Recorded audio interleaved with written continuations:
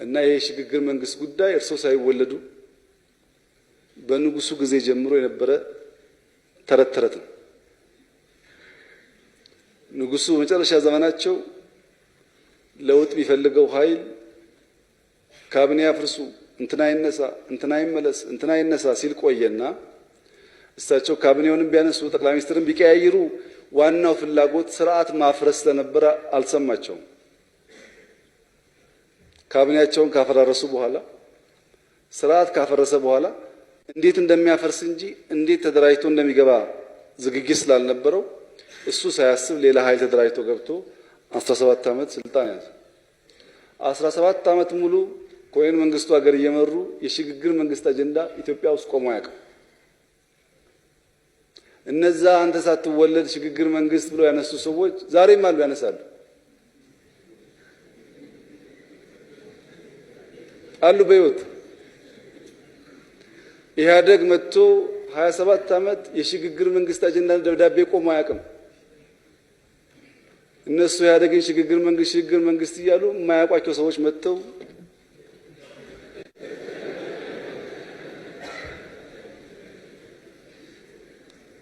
እና አሁንም ሽግግር መንግስት የሚሉ ሰዎች ካሉ የተከበረው ምክር ቤት ሊፈቅድላቸው ይገባል። ይሄን ነገር እነሱ ሽግግር መንግስት ይበሉ፣ እኛ ደግሞ ሀገር እናጽና።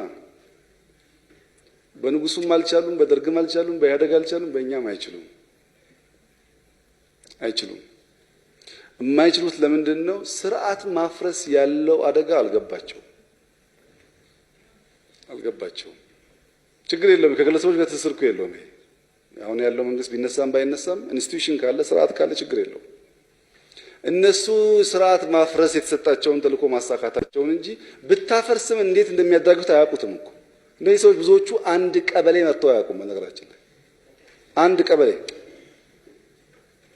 በታሪካቸውን ብታይ አንድ ቀበሌ አንድ ኤጀንሲ መርተው አያውቁም። እንዴት ተቋም እንደሚመራ ግን ሊያስተምሩ ይፈልጋሉ። እና ኢትዮጵያ ውስጥ የፖለቲካ ችግር ነበር። የመንግስት አስተዳደር ሪፎርም ዲማንድ ያደርግ ነበር፣ ጥያቄ የለውም። ለዛ ብለን 3 ነገር አድርገናል። አንደኛ ምርጫ ከማካሄዳችን በፊት ገለልተኛ በህዝብ ተአማኒ የሆነ በዓለም አቀፍ ተቋማት ተቀባይነት ያለው ምርጫ ቦርድ እናቋቁምና ካድሬዎች ከሚመሩት ገለልተኛ ሰው ይምራ ብለን ለምርጫ ቦርድ አዲስ አዋጅ፣ አዲስ በጀት፣ አዲስ አመራር በምክር ቤት ድጋፍ አቋቁመናል። ይህን ዓለም ያውቃል። በዛ ገለልተኛ ኃይል እንወዳደር ብለን ጥያቄ ስናቀርብ አይ በፍጹም አሁንማ ኮሮና ነው፣ ውድድር የሚባል አያስፈልግም፣ እንዴት በዚህ ጊዜ ምርጫ ይካሄዳል የሚል ከፍተኛ ድምፅ ተሰማ። ኮሮናውም ድንገት ደራሽ ስለነበረ ባህሪው ስለማይታወቅ ብልጽግና ብቻውን አጌንስት ሁሉም ፓርቲዎች ስለ ምርጫ የሚያነሳ እንዳይሆን ቢያንስ ለአንድ ዓመት ኮሮናን እስክንለማመድ እንቆይ ብለን ደግሞ መልሰን አሁን ኮሮናን አይተነዋል፣ ጥፋቱን እናውቃለን፣ እየተከላከል ምርጫ እናካሄድ ደግሞ ስንል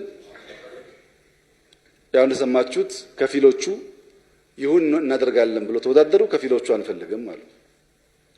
የባለፈው ምርጫ እናንተ ያለፋችሁበት ምርጫ በኢትዮጵያ ታሪክ ውስጥ በዲሞክራሲያዊነቱ እስካሁን ከነበሩ ምርጫዎች የተሻለ መሆኑ ጥያቄ የለውም። ኢትዮጵያ ሕዝብ ዓለምም ያውቃል። ይሄ እንከን ይኖርበታል። ዲሞክራሲ አዳጊ ስለሆነ በሚቀጥለው ምርጫ ደግሞ የተሻለ ነገር እንደሚደረግ ተስፋ እናደርጋለን። የባለፈው ግን ከስካሁኑ ምርጫዎች ይሻላል። ያም በሚሻል ዲሞክራሲያዊ ምርጫ ሰው እስከ ሚድናይት በመረጠበት ምርጫ ብልጽግና ይሄንን ምክር ቤት መቆጣጠር የሚያስችል ድምፅ እና መንግስት መመስረት የሚያስችል ድምፅ አግኝቷል። በየትኛውም ዓለም እንደምታውቁት በህዝብ ተመርጦ መንግስት የሆነ ኃይል ሌላ ሰው አያስጠጋም። እኛ ግን ግድ የለም ሽግግር መንግስት የሚባለው ስርዓት አፍራሽ ቢሆንም ግራጁዋሊ ስርዓት በሚገነባ መንገድ በጋራ መስራት እንችላለን ብለን የተሸነፉ ፖለቲካ ፓርቲዎች 3 የካቢኔ አባላት አሉ። ልምምድ ነው። 5፣ 6፣ 8 ቢሆን አብረን ልንሰራ እንችላለን አንችልም የሚለውን ለመለማመድ ማለት ነው። እዛ ብቻ አይደለም። እናንተ ምክር ቤት ውስጥ በዚህ ምክር ቤት ውስጥ ትልቁ ቁልፍ ስልጣን አስተባባሪ ኮሚቴ ነው። አጀንዳ ፊክስ የሚያደርግ በብዙ ጉዳዮች የሚወያይ እና ምክር ቤቱን አካሄድ የሚወስን አስተባባሪ ኮሚቴ ነው። በአፈ ጉባኤ የሚመራ አስተባባሪ ኮሚቴ ውስጥ የሚፎካከሩ ፓርቲ አባላት እዚህ ቢኖሩ ማስገባት ግዴታ የለብንም። እኛ አብላጫ ድምፅ ነው ያለን።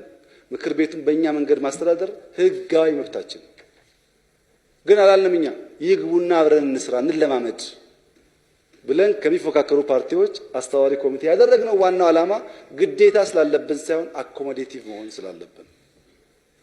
እዚህ ምክር ቤት ውስጥ ሌላው ትልቁ ስልጣን ቋሚ ኮሚቴ ማስተባበር።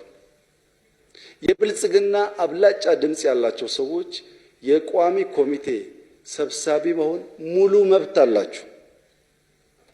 ብልጽግና እንደ ፓርቲ ሙሉ መብት አለው፣ ግዴታ የለበትም። ከሚፎካከሩ ሰዎች ያስገባ ነው። እንለማመድ። አብረን መስራት፣ መነጋገር፣ አብረን ማቀድ ይጠቅማል።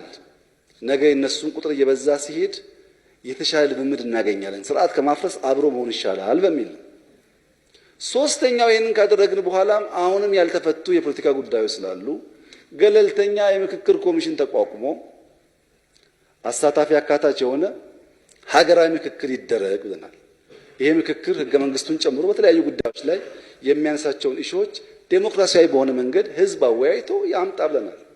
እነዚህ ሁሉ ጉዳዮች ያንን ጥያቄ በተገቢው መንገድ ለመመለስ ካለን ፍላጎት ጋር የሚያያዝ ነው። ይህ ሳያረካቸው ቀርቶ አሁንም የሽግግር መንግስት የሚሉ ሰዎች ደግሞ ካሉ አንደኛ ሊፈቀድላቸው ይገባል።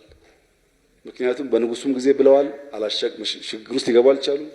በኢህአዴግም ብለዋል፣ አልቻሉም። በእኛም ብለዋል። እንዲሁ እንዳሉ እነሱ ይሄዳሉ፣ እኛ እንቀጥላለን ማለት ነው። ምክር ቤት ማወቅ ያለበት ግን 4 ዓመት አላችሁ። ማንም ኃይል በህዝብ ድምፅ በዲሞክራሲያዊ መንገድ የመጣውን መንግስት በኃይልና በወረቀት በዘፈን ጋጋታ ሊያፈርሰው አይችልም። አቅም የለውም። አይችልም። እኛ ግን 4 ዓመት ብቻ ነው ጊዜ ያለን ብለን ማንተኛ እንሁን። ጊዜ አለን ብለን እንዳንዘናጋ።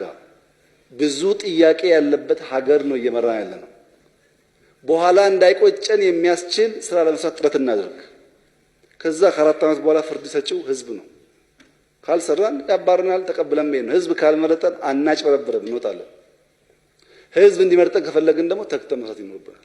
ከሰራን ህዝብ የሚፈልገው ስራ ስለሆነ በዚሁ አግባብ ማየት ጠቃሚ ነው።